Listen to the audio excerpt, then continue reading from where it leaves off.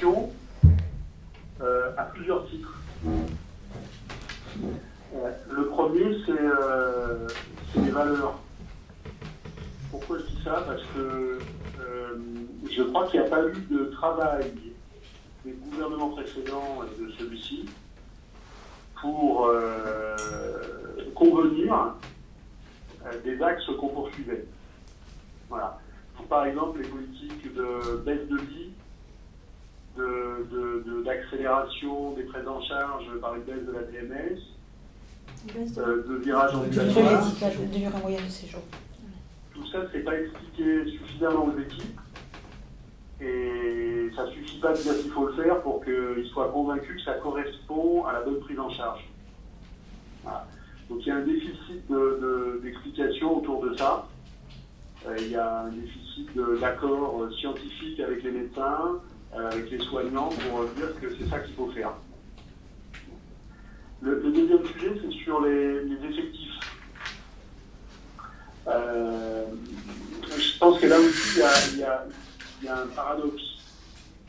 Ça fait des années qu'on met la pression économique sur l'hôpital et qu'on dit qu'on ne touchera pas aux emplois. Voilà. Donc il n'y a pas de politique assumée qui explique que si on ferme des lits dans les hôpitaux, si on fait des prises en charge plus rapides, c'est pour faire aussi des économies et que les économies portent sur les effectifs. Voilà. Donc du coup, les gens sont pris entre deux discours qu'ils ne comprennent plus, les professionnels. Le troisième sujet, c'est rémunération et conditions de travail. Voilà. Je pense que clairement, ça fait des années qu'on dit aux équipes que le sujet, c'est pas la rémunération de base. Et en même temps qu'on nous demande de faire des efforts sur les effectifs, sur les prises en charge, etc. Ce qui crée des tensions sur les conditions de travail.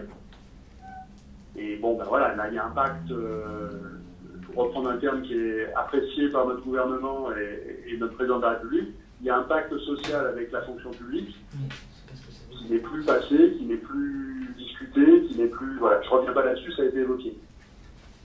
Et le dernier point, où le chapeau qui pose problème, c'est la problématique des ressources des professionnels et notamment des ressources médicales.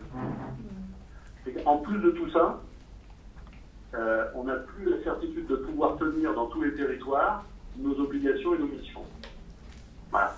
C'est les urgences, c'est les SMUR, c'est la crise de l'intérim médical, c'est les services qui ferment parce qu'il n'y a plus de médecins. Voilà. Donc, les équipes dans les services, les équipes dans les hôpitaux se rendent compte qu'en fait, on est extrêmement fragile sur cette question de la ressource médicale. Il n'y a pas de politique de répartition juste et équilibrée de la ressource médicale. Il n'y a pas de contrainte à l'installation. Donc on produit des médecins et dans bien des territoires, on ne les voit pas arriver et on voit les difficultés quotidiennes pour tenir nos missions. Voilà. Donc tout ce qu'on reprend sur le point de départ, la pression sur l'hôpital, elle serait peut-être éventuellement gérable.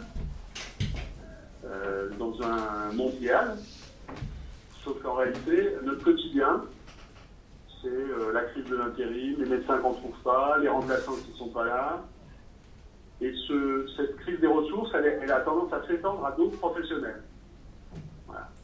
On a du mal à trouver des remplaçants pour l'été, infirmiers, aides-soignants. On a du mal à trouver des remplaçants à Noël. Ah, voilà. Tout ce qui était facile se complexifie et les équipes se rendent compte que ça repose uniquement sur elles, avec beaucoup d'incertitudes.